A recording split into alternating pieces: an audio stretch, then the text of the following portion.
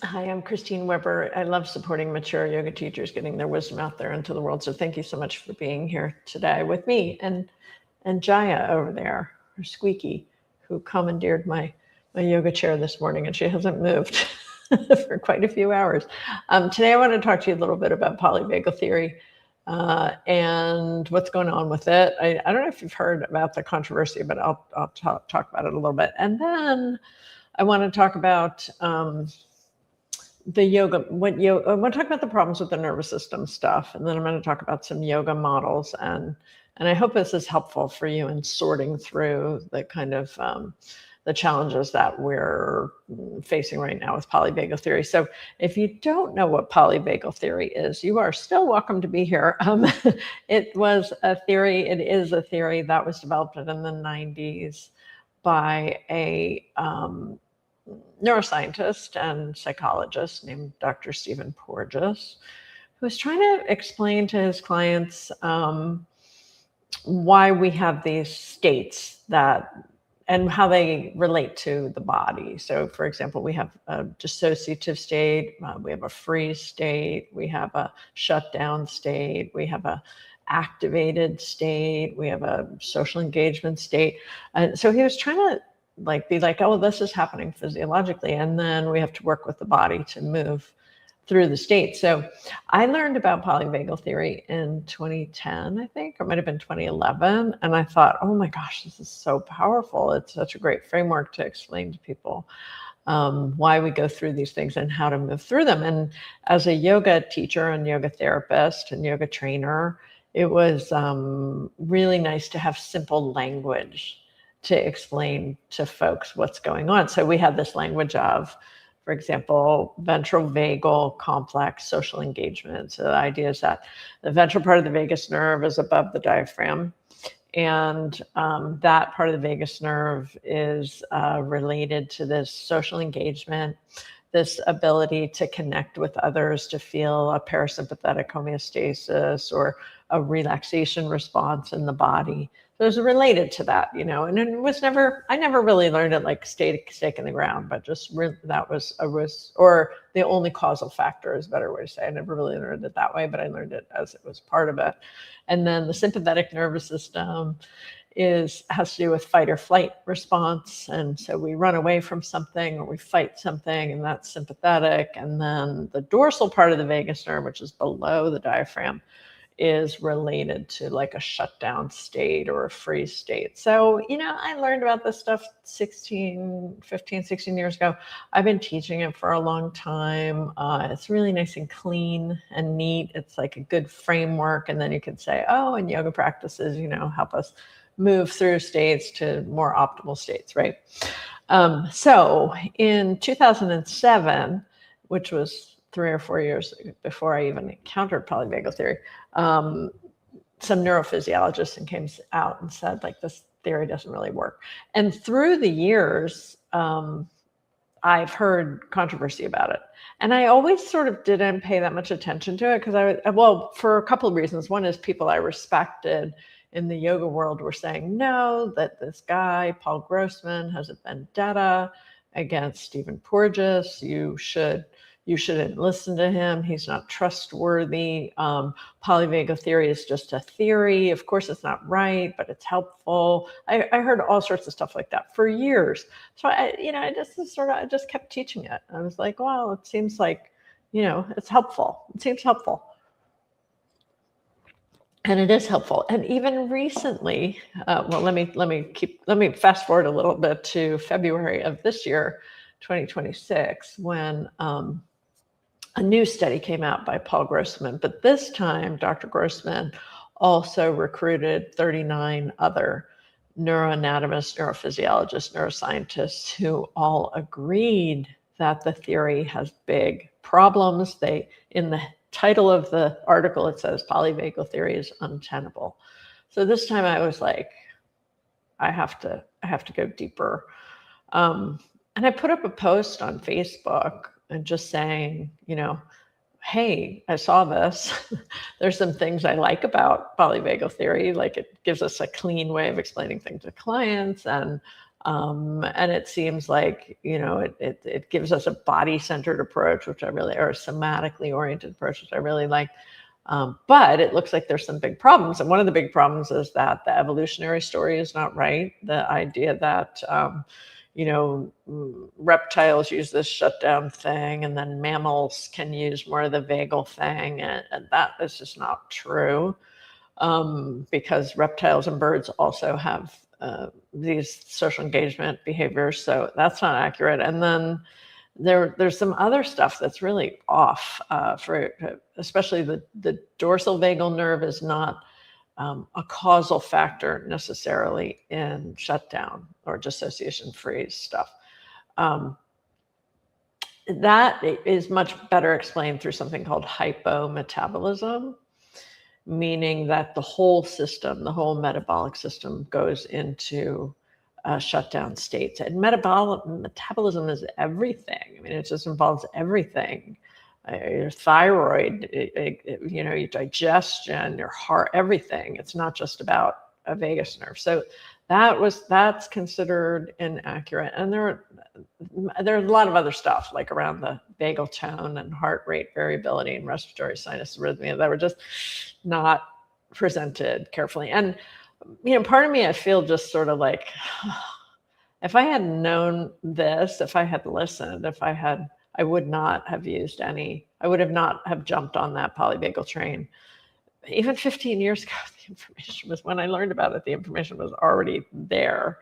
And okay, I have to go back. I have to backpedal on some of my presentations. I have to put some little, because I want to say, I have to put some little disclaimers in and be like, that's not right.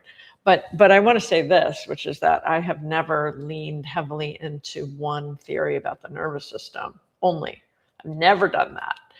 And the reason is because I started teaching the system of yoga in 1995. Now, I got really interested in neuroscience in around 2010, 2011. I started really doubling down on it. But even then, the bigger framework that I've always operated from, the bigger picture, has been this picture of human beings as very complex, sophisticated, expansive entities with the potential of merging into the ocean of oneness, the unchanging reality.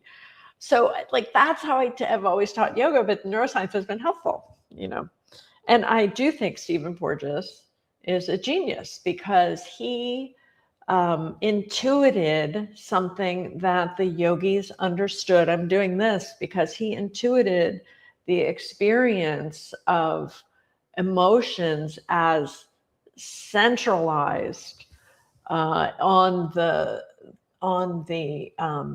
axis of the body. And so people have said to me for years, they're like, are the chakras and the vagus nerve the same thing? I totally get that thinking, because I think that's the way Porges was kind of understanding it, that they're the same thing, but they're not the same thing at all. And the vagus nerve is just one nerve. It's one element of how we heal. Somebody said to me recently, somebody who's very, has done a lot of work with polyvagal theory and is also a yoga professional. And she said, polyvagal theory is good. It just shouldn't have the word polyvagal in it.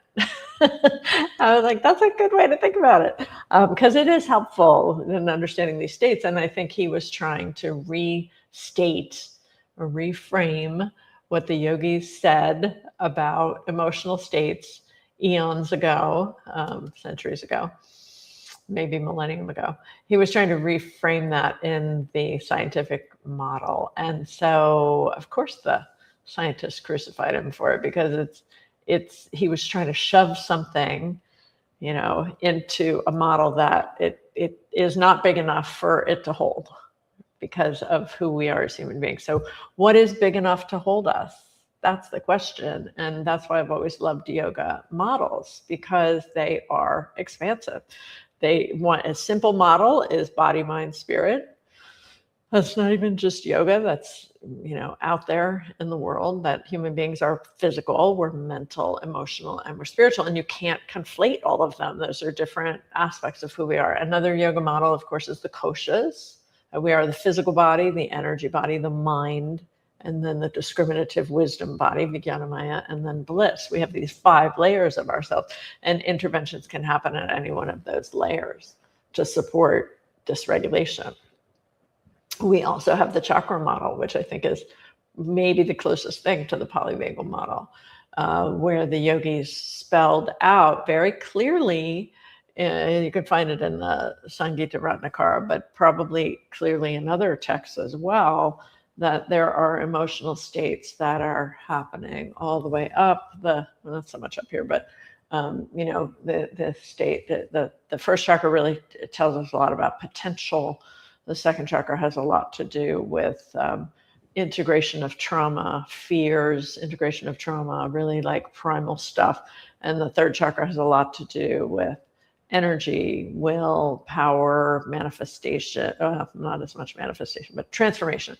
And then the heart center has a lot to do with boundaries, with love, with sense of self. And this throat chakra has a lot to do with self-actualization and manifestation, making things happen in the world. So like the yogis were onto it, and polyvagal theory sort of explained it in a scientific way but it's not really holding up. So where are we going from here? That's the question I wanted to get to in this presentation or in this live stream. It's not really a presentation, it's just off the top of my head, but where are we going? So where we're going from here, I believe, is in the direction of holism.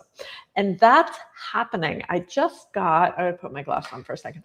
I just got an email yesterday from the National Institute of Health. Actually, it's a little bit old, but the National Institute of Health launched advanced research on whole person health to create an integrated knowledge network of health physiological function. Whole person health involves the whole person, not separate organs or body systems. So like, very good, right direction. I gotta find you now. I lost the browser. I think that's the direction we need to go in medically, as much as yoga professionals and wellness professionals go in the direction of whole health. Like that's where the thinking is going, right? And yoga gives us, as I mentioned, all those whole health models. So backing, like just wind back some of the language around the nervous system. Somebody just asked me to do a presentation on yoga for the nervous system mechanisms in June, and I'm definitely going to do it. But that presentation, I'm going to frame it from a yoga worldview, not from a scientific materialism worldview. And unless and until we distinguish those worldviews, we will keep getting sucked back into the trap of scientific materialism, which is what the dominant model is in our cultures. And unless and until we fight against that, we push against that, we are going to be proven wrong, because we can't fit the wholeness of what we are as a human being into that model. It does not fit.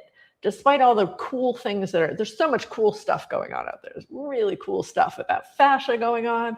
There's super cool stuff about quantum consciousness stuff going on. There's all sorts of interesting stuff going on that scientists are going for it. Nevertheless, as yoga professionals, we already have these holistic models.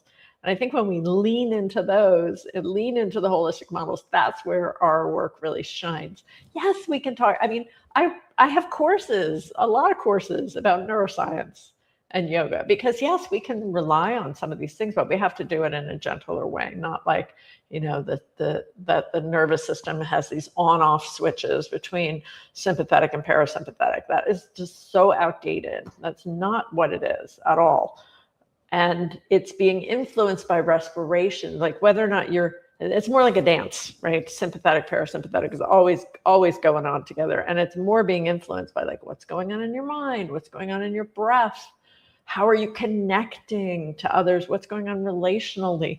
All of that is just as much a part of who we are. And I don't think science, and unless science starts to include, and I don't know how it's going to happen, but it has to start to include an understanding that the mind and the brain are not the same thing.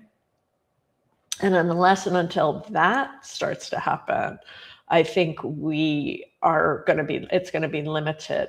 So lean into the models that really make sense for us as yoga professionals, which are koshas, chakras. And I know there's a lot of misinformation about chakras, but I do have courses on it. Koshas, chakras, and Brahmana, Langana, Samana, the therapeutic models that we have, like those are the things that where we really shine, and we can help people understand what it means to be human, and what it means to be healthy, and what it means to heal. That's where we really shine, and I think we just have to lean back into it a little bit more. At least that's what my plan is, and what I've been doing. I feel like the whole controversy with polyvagal theory has been really humbling, because it's like, oh, yeah, I knew that. There was a part of me that knew that you couldn't explain it all that way. The problem is not that the science is wrong, in my opinion. The problem is that our frameworks for what it means to be human need to be more expansive. I hope this is helpful. I would certainly love to hear from you. So please leave a comment and let me know if there's other things you want me to talk about too. And I hope you have a lovely week. Squeaky is still sleeping. She slept through the whole thing. It must have been a little bit boring. I hope you have a lovely week. I'll see you next week. Take care.